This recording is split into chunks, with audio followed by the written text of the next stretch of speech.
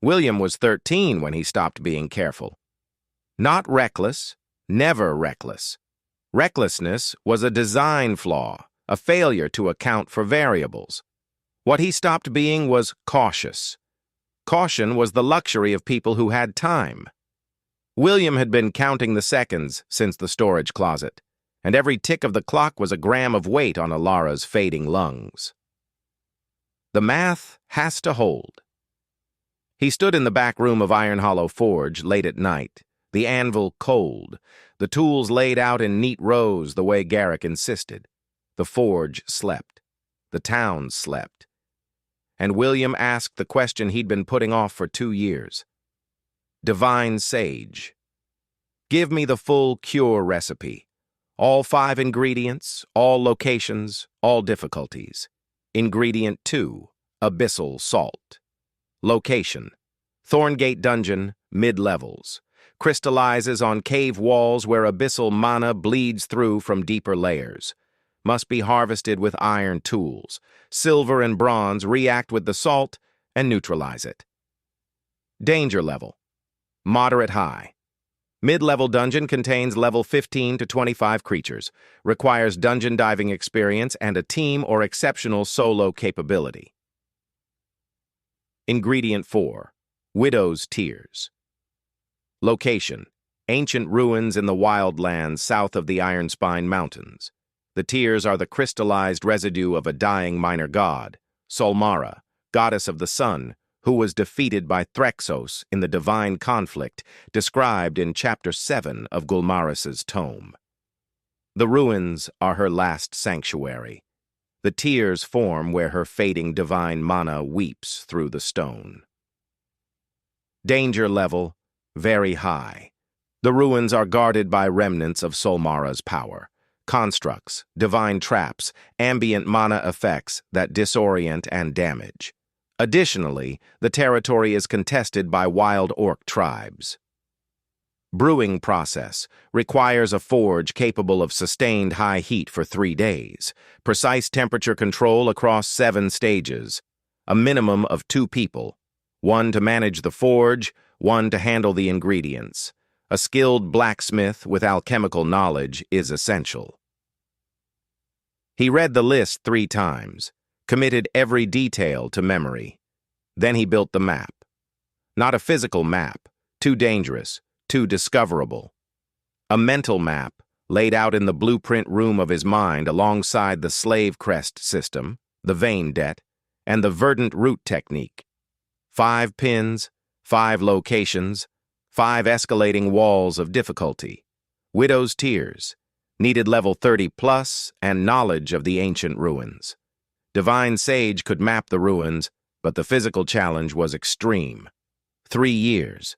Blood of the Earth. Needed level 35 plus and a container made from ingredient 3. Deepest dungeon. Demonic territory. 4 years. The timeline was tight. Every ingredient had to be gathered on schedule, with no setbacks, no delays, no failures. 1 missed window, and the cascade would collapse. The dwarf didn't look up from the blade he was honing. "You've been using that iron stake for 2 years. Why the sudden interest in proper weaponry?" "I'm going into the deep forest. For real this time. Not herb gathering, hunting. The stake works, but it's a piercing weapon. Limited applications. I need something with an edge." Garrick set down the blade and looked at William with the evaluating gaze he used on raw ore, reading quality, potential, flaws. "What kind of sword?" Garrick grunted. He'd learned not to argue with William about measurements. The boy's numbers were always right. "Steel?" "Magic ore." The dwarf's hand stopped moving. "Magic ore." "I know how to refine ore, boy."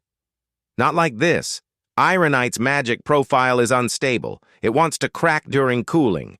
But if you hold the temperature at Divine Sage, on 203 degrees during the quench phase, followed by a slow cool at 3 degrees per hour for 12 hours. 203 degrees during the quench, then cool it at 3 degrees per hour for 12 hours. The crystal structure stabilizes. Garrick stared at him. You know the quench temperature for ironite refinement? Just William, he said. With notes. Notes. Garrick said the word like it was a joke he wasn't laughing at. Fine, your notes.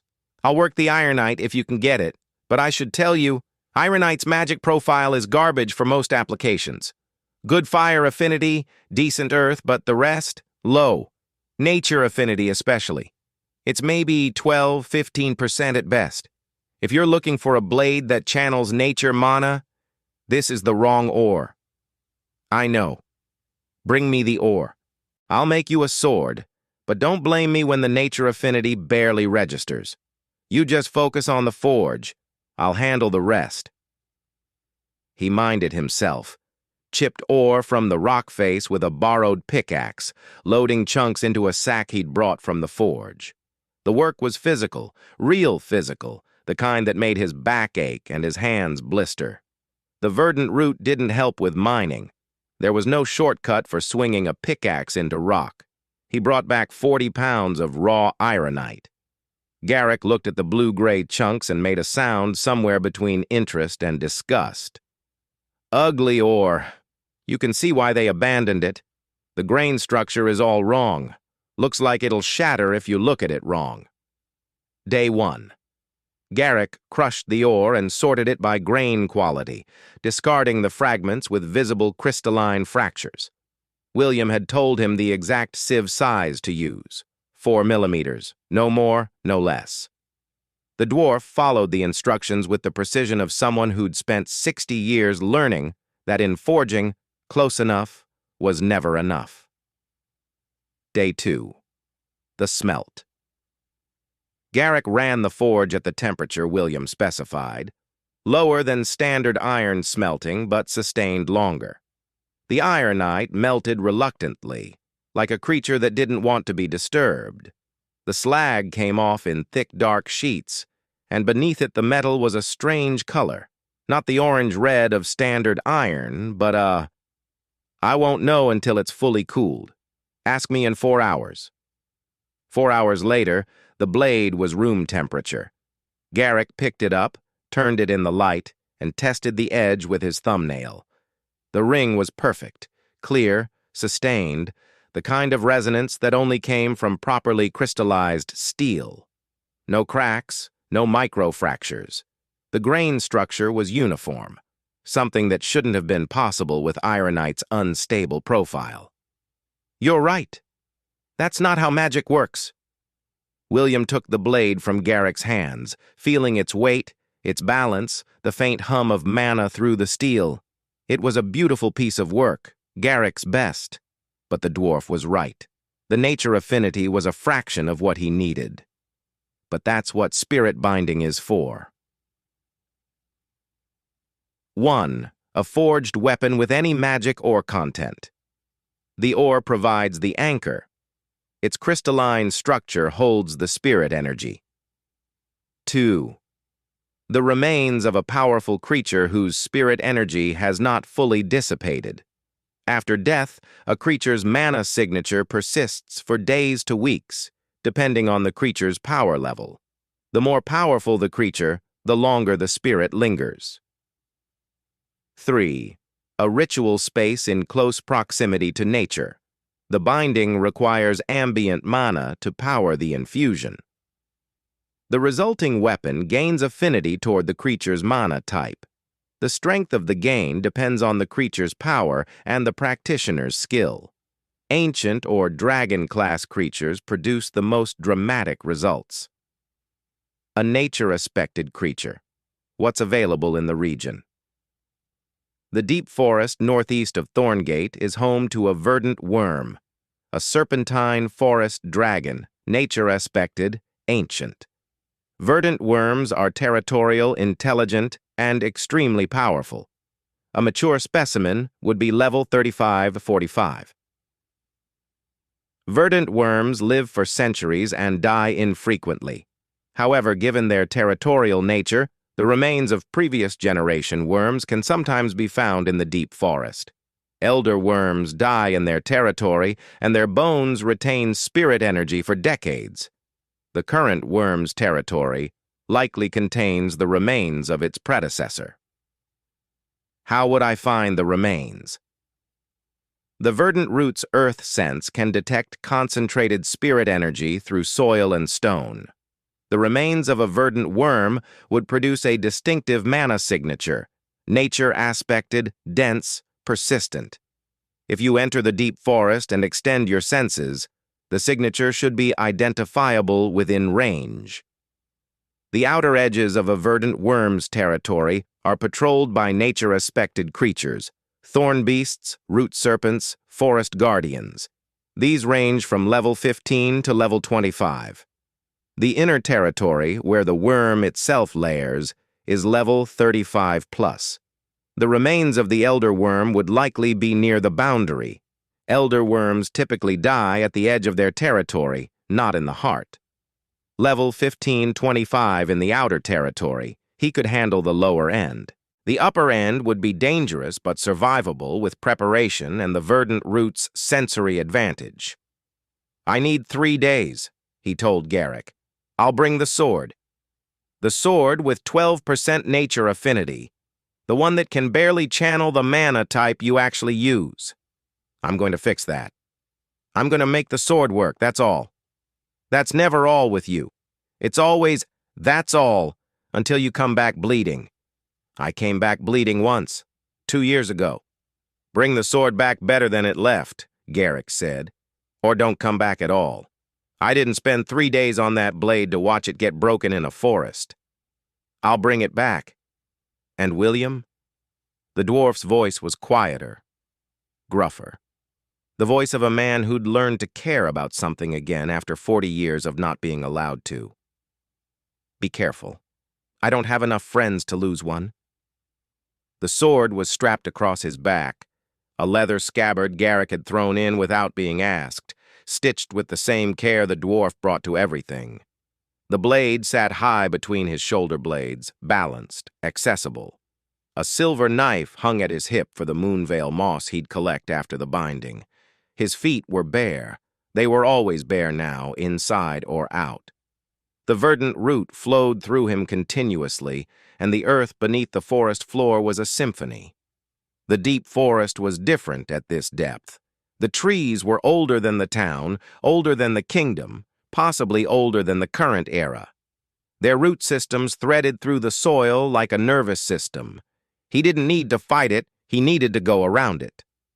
The elder worm's remains were exactly where Divine Sage had predicted, near the territory boundary, in a shallow depression where the forest floor had partially claimed the bones over what must have been decades. The verdant root detected them from 200 meters away, a concentrated pocket of nature mana, dense and persistent, radiating from a point source about 3 feet below the soil surface. He found the spot, dug with his hands. The soil was soft, rich, alive with root threads and fungal networks. The bones emerged slowly, white, massive, serpentine, vertebrae the size of dinner plates, ribs like curved branches, a skull that could... He drew the sword. In the moonlight filtering through the canopy, the blade was beautiful. Garrick's work was flawless. The ironite had transformed under proper temperature control into a steel with an amber-blue sheen, the grain structure visible as fine ripples along the polished surface. The edge caught the light and held it, but the mana hum was muted. The blade channeled mana, yes. He could feel it, but the nature frequencies were thin. 12%. A whisper where he needed a shout. What are my chances of success? At your current level and channel development, approximately 70%. The primary risk is channel overload. Your verdant root practice has developed your channels significantly, but spirit binding generates higher throughput than cultivation. The worm's residual energy is substantial. 70%. Good enough. He reached down through the blade, through the steel, through the point where ironite met ancient bone, and pulled. The spirit energy came. It was like opening a floodgate.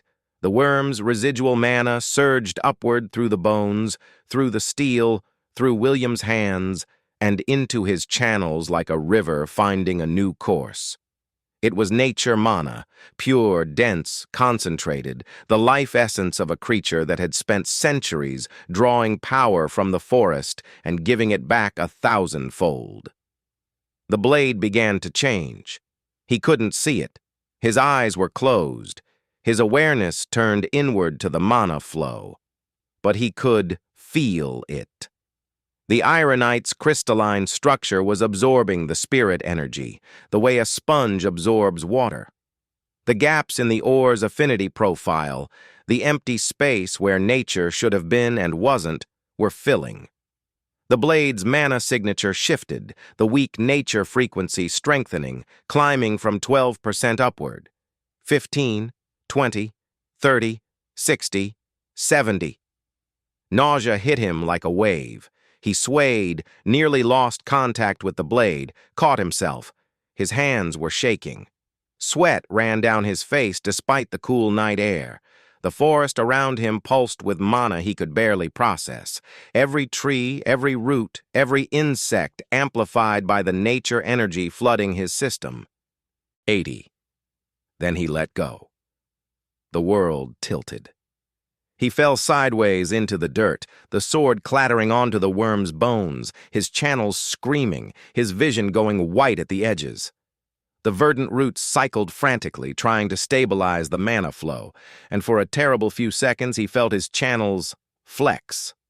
Stretching, nearly tearing, pulling back from the edge by a margin so thin it might have been imaginary. Then the flow normalized. His channels held, the mana cycled. The world came back. He picked it up. The balance was the same. Garrick's forge work hadn't changed, but the feel was different. The sword was heavier in his mana sense, denser, like it had gained weight that couldn't be measured on a scale.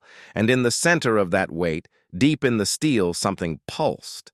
Not alive, not conscious, but present. The worm's spirit wasn't a mind. It was a resonance, a frequency, a vibration, the echo of centuries of nature channeled through a creature that had been the forest's guardian long before William was born. That resonance now lived in the blade.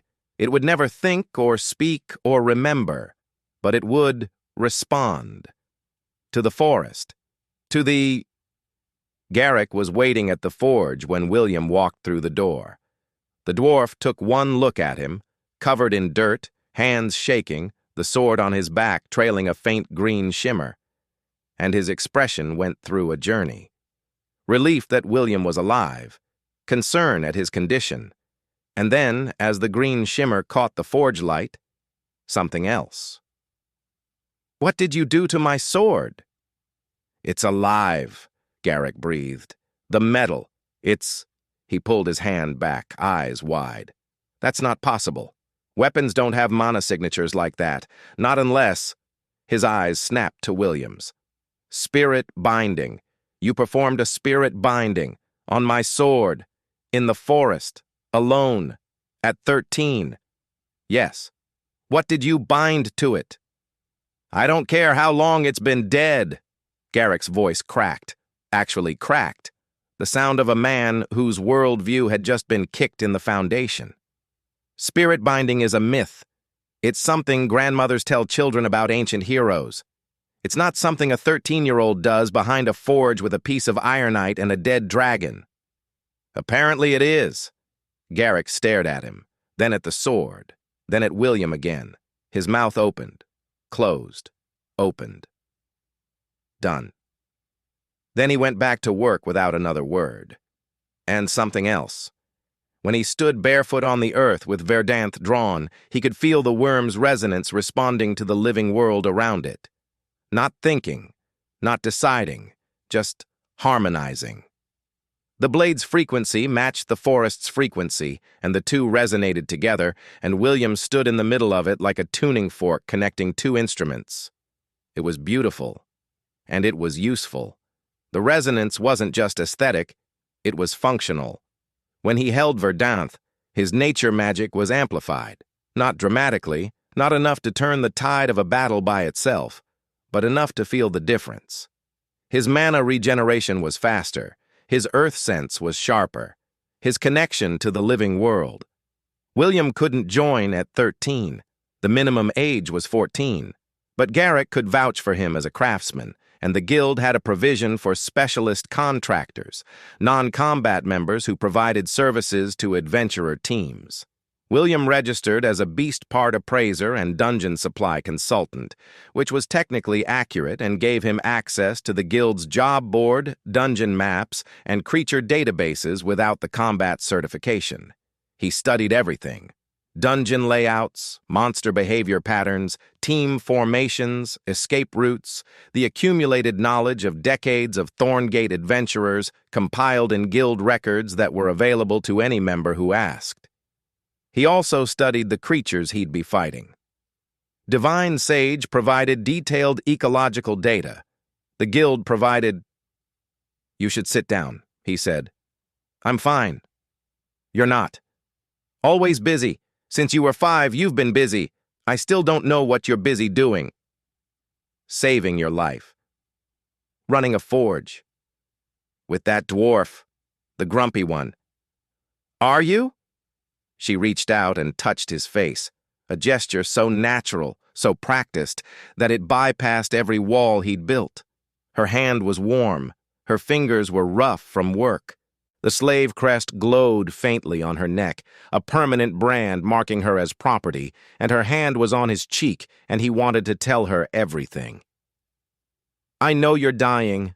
I know who did it. I know how to fix it. I'm going to fix it. I swear on every lost art and every broken system in this world, I'm going to fix it." "Yes," he said. "I'm still me." 12 seconds. Down from 20 last month. The degradation was accelerating. He walked back to the forge, sat down across from Garrick, and said the words he'd been holding for a year. "Garrick, I need to tell you something, and I need your help." Garrick listened without interrupting. His hands were wrapped around a cup of tea. He'd developed a taste for human tea in the past year, something he'd never admit to another dwarf. And his expression shifted through several phases as William talked. Concern, understanding, calculation, and finally something harder, something that looked like determination forged in the same fires that forged his steel. "The deep forest," Garrick said when William finished. "That's where you're going first." "Moonvale moss. I already have some, but I need more. The potion requires 3 bundles, and I only collected 1. And after that, the dungeon." "I'm level 18. He'd gained 2 levels from the spirit binding alone. The mana strain had pushed his channels to their limits, and the recovery had strengthened them. "With Verdanth, I'm functionally higher against nature-aspected creatures." Garrick set down the tea, looked at the sword, which hung on the wall behind William, the green shimmer pulsing faintly in the forge light. Then he looked back at William. "You're going to do this whether I help or not." Garrick was quiet for a long time. The forge crackled behind him. He kept a small maintenance fire burning at all times, a habit from decades of never knowing when the next forging would come. The light played across his weathered face, the gray streaks in his beard, the lines around his eyes that came from squinting at hot metal for 60 years. "You gave me a life worth living," he said finally. 40 years I was property, tool hands for other men's work. You gave me a forge, a craft, and a name back. That's more than I ever expected." He stood up, crossed his massive arms, looked down at William with an expression that was equal parts. "And if you don't come back? Then the forge is yours. The business, the tools, everything. You're the best smith in Thorngate, Garrick. You'll be fine." "I don't want to be fine, you impossible child. I want you to come back.